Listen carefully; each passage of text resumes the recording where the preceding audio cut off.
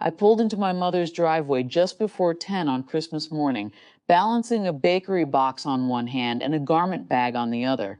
For 15 years, I'd handled Christmas dinner, not at my house, never officially mine, but I paid for most of it. The catered food, the custom cake for my niece's birthday that always got folded into Christmas dessert, emergency grocery runs when my mother forgot something, wine my sister liked but never bought herself. It had become one of those quiet family arrangements no one discussed because acknowledging it might sound too much like gratitude.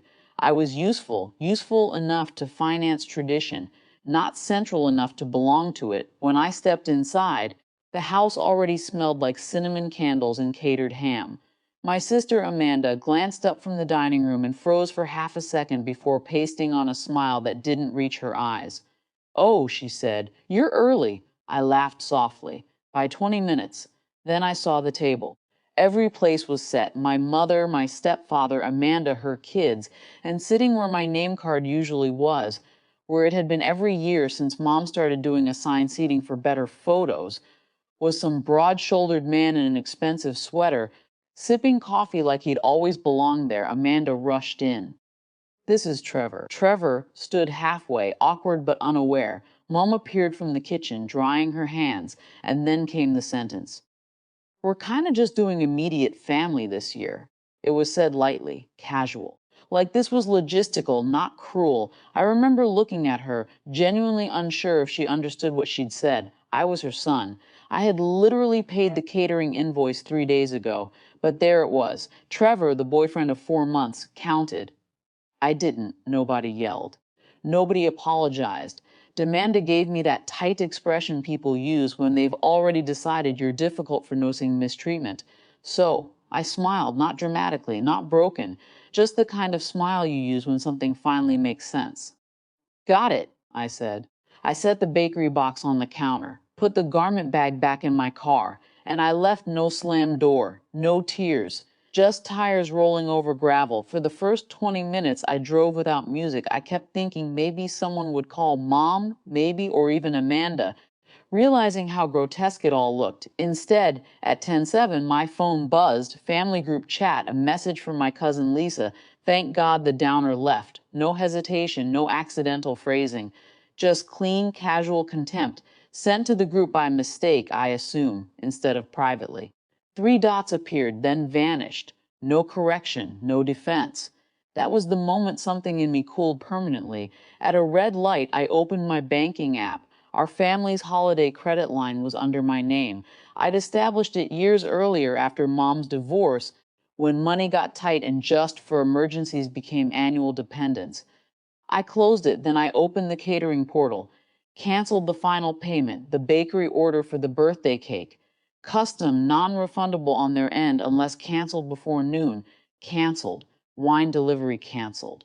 Rental chair upgrades canceled. I didn't do anything illegal. I simply stopped pretending my wallet was part of the family when I wasn't. At 10:11, my phone detonated. "Mom, what happened with the payment?"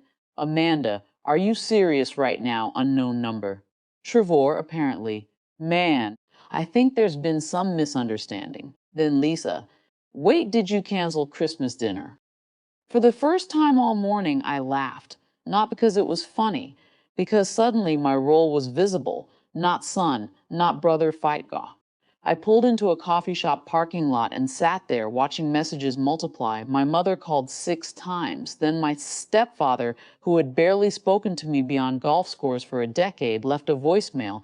"Son, let's not overreact." Overreact, I listened to that word twice. By noon, the restaurant manager called my mother directly regarding the unpaid balance. Without resolution, delivery would not be completed.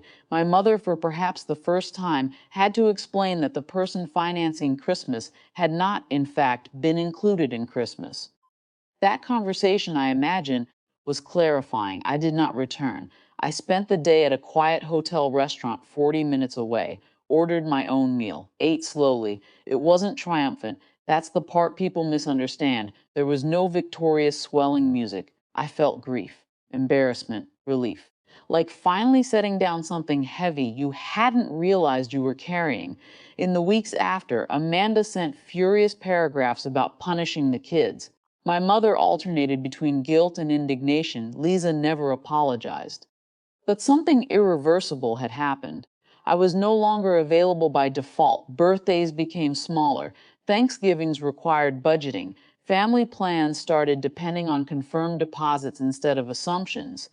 And me. I learned the difference between being loved and being leveraged.